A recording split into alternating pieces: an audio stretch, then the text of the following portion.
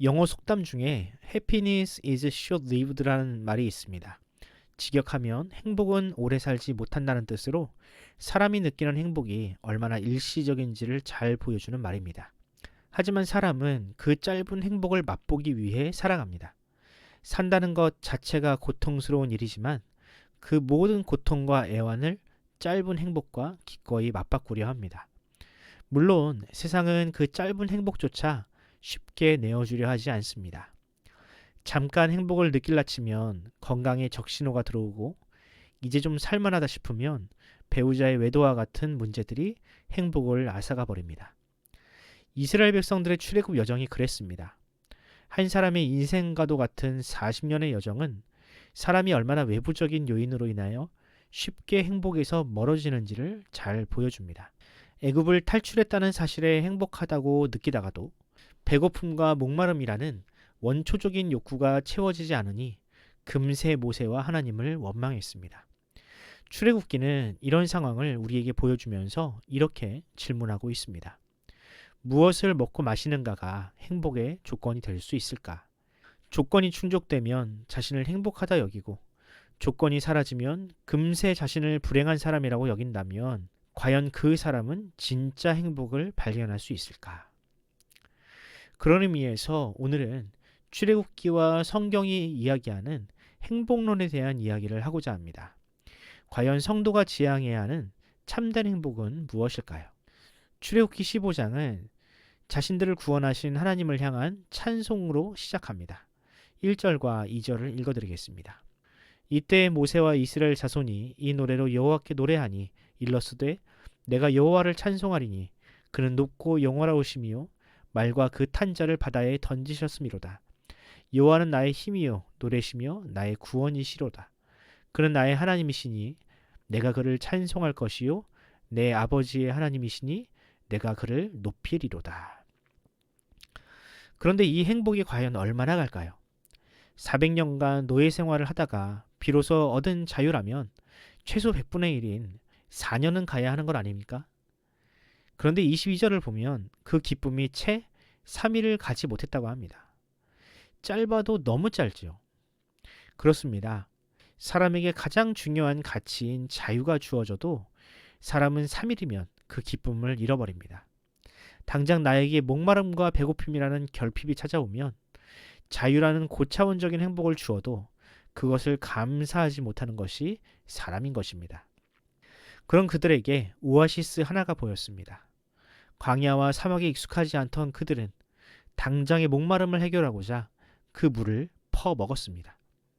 하지만 그 오아시스는 사람만 먹는 물이 아닌 동물이 먹고 또 몸을 담그는 매우 더러운 물이었습니다. 그런 물을 먹었으니 당연히 배탈이 나고 물갈이를 안 하고 백입니까? 오죽 고생을 했으면 그 물에 고통이라는 뜻의 마라라는 이름을 붙였을까요? 우리의 인생도 마찬가지입니다. 특히 신앙생활에 있어서는 더더욱 그러하죠. 처음에는 하나님의 은혜와 구원의 감격으로 인하여 행복함을 느낍니다. 그리고 그 감사와 감격을 절대로 잃어버리지 않을 것처럼 생각하죠. 하지만 이내 달라지지 않는 현실과 목마름과 같은 결핍을 만나면 언제 그랬냐는 듯 스스로를 불행한 사람으로 여깁니다. 그뿐입니까? 이제는 하나님이라는 원망의 대상까지 생겼으니 불평과 원망하기도 쉽습니다. 과거 신앙이 없을 때는 불행의 원인을 자신의 무능이나 게으름으로 돌렸다면 이제는 그 불평을 고스란히 하나님께 돌리게 되는 것입니다. 이런 그들에게 하나님은 다음과 같이 말씀하십니다. 26절입니다. 이르시되 너희가 너희 하나님 나 여호와의 말을 들어 순종하고 내가 보기에 의를 행하며 내 계명에 귀를 기울이며 내 모든 규례를 지키면 내가 애굽 사람에게 내린 모든 질병 중 하나도 너희에게 내리지 아니하리니 나는 너희를 치료하는 여호와임이라.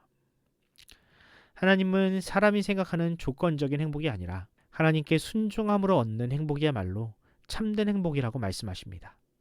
그럼 순종이란 무엇이냐? 순종은 그저 몇 가지 법을 지키는 것이 아닙니다.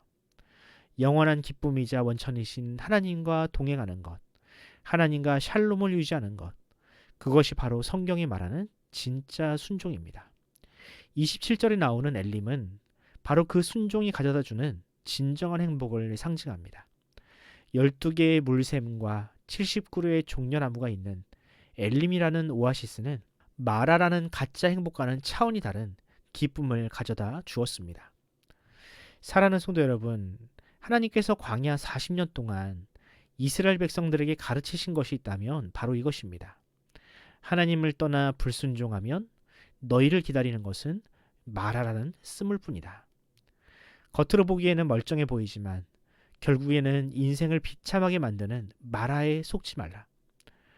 하지만 하나님께 순종함으로 그분과 샬롬을 유지하는 사람에게는 엘림이라는 낙원이 기다리고 있다. 그러니 신기루 같은 행복을 쫓아 인생을 허비하지 말고 참된 행복을 주시는 하나님께 순종하라. 여러분은 하나님 안에서 이 행복을 누리고 계십니까?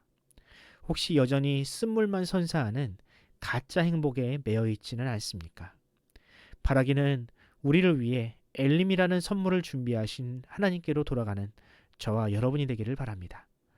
조건적인 행복과 금세 사라져버리는 도파민과 같은 쾌락이 아니라 영원한 기쁨과 행복, 그 자체이신 하나님과 조금 더 가까운 삶을 살아가는 성도로 살아갑시다. 바로 그때 우리의 삶의 엘림이라는 하나님의 나라가 이루어질 것입니다. 오늘 하루 마라가 아닌 엘림이 여러분의 삶에 임하는 은혜가 가득하기를 간절히 소원합니다. 기도하겠습니다.